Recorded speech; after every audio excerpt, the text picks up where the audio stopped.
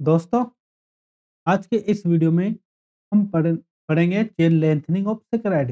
ये very important topic है। इसके अंतर्गत हम पढ़ते हैं किलियनी सिंथेसिस। ये किलियनी साइंटिस्ट के नाम से किलियनी सिंथेसिस। इसमें क्या है कि पेंटोस शुगर हेक्सोस शुगर में कन्वर्ट करते हैं। मतलब एक कार्बन को हम बढ़ा देंगे, जो कार्बन चेन है उसमें कार्बन और फिट कर देंगे। मतलब क्या हो गया, चेन की लंबाई बढ़ गई। तो देखिए इसको समझते हैं। इसमें क्या है कि जो डी पेंटोस शुगर लिया, पेंटोस शुगर रूप में ले रहे हैं हम डी अरेबिनोज। अरेबिनोज की रिएक्शन सर्वप्रथम करवाएंगे हम हाइड्रोजन साइनाइड से। तो ये क्या है, इस पर सीएन न्यूक्लियोफाइल के रूप में बिहेव करता है और इस पर अटैक कर लेता है, क्योंकि nucleophilic addition reaction carbonyl compounds की कैरेक्टरिस्टिक्स प्रॉपर्टी है। क्लियर। अब इसमें क्या कि पाई बॉन्ड होने के कारण ये क्या है कि एक प्लेन में प्रेजेंट है। अब इसके ऊपर अटैक करने की पॉसिबिलिटी ऊपर से भी है, इसके ऊपर अटैक करने की पॉसिबिलिटी नीचे से भी है। क्योंकि दोनों साइड से न्यूक्लियोफाइल अटैक कर सकता है, क्योंकि एक पाई बॉन्ड की लॉब, पाई इलेक्ट्रॉन्स की लॉब ऊपर भी है और एक नीचे भी है। इसलिए एक बार ओएच राइट साइड में और एक बार लेफ्ट साइड में आ जाएगा। इस वाले कार्बन की स्टीरियो चेंज हो गई, बाकी की सेम है, इसलिए एक दूसरे के मिरर इमेज नहीं है ये, इसलिए इनको बोलेंगे हम डायस्टेरियोमर। और एक कार्बन की स्टीरियो अलग होने पर बाकी की सेम होने पर, मतलब एक किसी मॉलिक्यूल में मोर मतलब ऐसा आइसोमर जिनमें एक से अधिक कायरल सेंटर प्रेजेंट हो, लेकिन कॉन्फ़िगरेशन किसी एक कायरल सेंटर का चेंज हुआ हो, बाकी का अनचेंज हो, तो उनको क्या बोलते हैं हम, एपीमर। ये एक दूसरे के क्या है, एपीमर। अभी ने एपीमर की बेरियम हाइड्रोक्साइड से क्या करवाएंगे हम, हाइड्रोलाइसिस।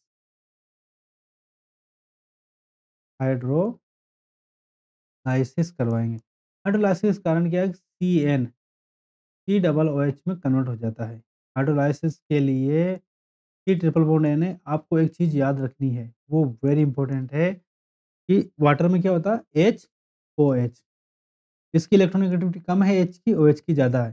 तो कम को ज़्यादा की तरफ, ज़्यादा को कम की तरफ, मतलब इधर तो आएगा ओ एच, इधर आएगा एच। कितने बॉन्ड तोड़ने हैं, जितने बॉन्ड तोड़ने हैं उतना ही ओ एच ले लेंगे, ओ एच एच। 3 बॉन्ड तोड़े हैं तो 3 ओ एच लेंगे, ओ एच एच। अभी इसको तोड़ने पर ये तो निकल गया बाहर अमोनिया, और यहाँ बन गया एक ही कार्बन पर एक OH, दूसरा OH और तीसरा OH। इससे बाहर निकल गया आपके पास H2O।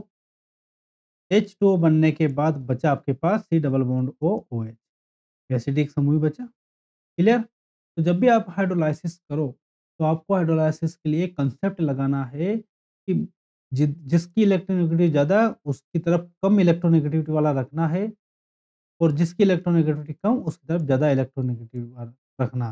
मतलब OH को उधर रखना है जिसकी इलेक्ट्रोनेगेटिविटी कम है, H को उस साइड रखना है जिसकी इलेक्ट्रोनेगेटिविटी ज़्यादा है। 3 बॉन्ड तोड़े तो 3 बॉन्ड तोड़ने के लिए 3 वाटर मॉलिक्यूल का यूज़ होगा। ये हाइड्रोलाइसिस का कांसेप्ट आपको ये कोई नहीं बताएगा। क्लियर? अब देखिए COOH में कन्वर्ट हो गया। ये कार्बन बढ़ ही गया था। इसको बोलते हैं डी ग्लूकोनिक एसिड। इसको तो ये मेनोज हो गया, तो इसलिए डी मेनोनिक एसिड। क्लियर? अब इसको मैंने जम ऐसे लिख दिया, एक ले लिया ये वाला, ग्लूकोज़ वाला। इसमें देखिए ये लग रहा होगा आपको कि ये फंक्शनल ग्रुप है। फंक्शनल ग्रुप है, जस्ट पास वाला कार्बन अल्फ़ा कार्बन, तो उसके जस्ट पास वाला बीटा, उसके भी नीचे वाला गामा। क्लियर? 1, 2, 3 एंड 4। अब इसमें अंदर के अंदर ही यदि मैं क्या बना दूँ, एस्टर फॉर्मेशन कर लेता हूँ। Intramolecular ester formation. एसिड समूह इसमें है, एल्कोहल इसमें है। तो अगर इसका एसिड और तो इसमें क्या है कि एस्टर फॉर्मेशन हो गया। कौन-सी एस्टर? Cyclic ester. तो गामा कार्बन का हाइड्रोजन काम आया है साइक्लिक एस्टर फॉर्मेशन में, ये वाटर बाहर निकल गया, ये OH।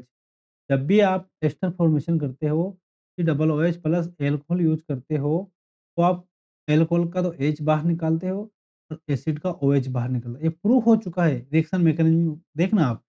तो ये OH और ये H बाहर निकलने पर ये वाटर बाहर निकल गया और आपके पास बन गया ये साइक्लिक एस्टर।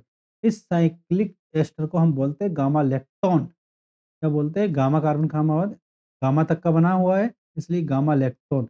अब गामा लैक्टोन का रिडक्शन कर देते हैं हम, तो ये टूट जाएगा। एक एच इधर आ जाएगा और एक एच सेलेक्टिव रिडक्शन करेंगे, सेलेक्टिव मतलब तो ये वापस ओएच में कन्वर्ट हो जाएगा और ये कार्बोनिल एल्डिहाइड में कन्वर्ट हो जाएगा। अब जो सेलेक्टिव रिडक्शन करने के लिए जो रिएजेंट यूज़ करते हैं, एक करेंगे इसके लिए डाइबल और एक यूज़ करेंगे सोडियम अमलगम, क्लियर? तो याद रखने वाली चीज़ है, तो ये डी-मेनोज बन जाएगा, डी-ग्लूकोज बन जाएगा। तो अरेबिनोज से आपने उसकी एक चेन लेंथनिंग कर इसमें कन्वर्ट कर दिया, ग्लूकोज में कन्वर्ट कर दिया।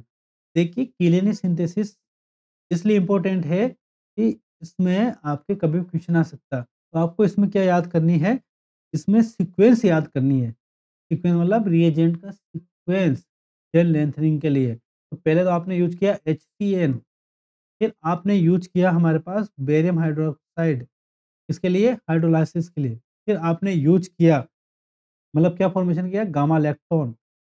गामा लैक्टोन बनाया।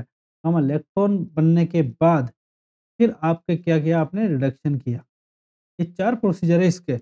रिडक्शन आपने डाइबल से किया या फिर आप यूज़ कर सकते हो सोडियम अमलगम, क्लियर? तो ये आपके क्लीयरेंस सिंथेसिस भी पूर्ण होता है।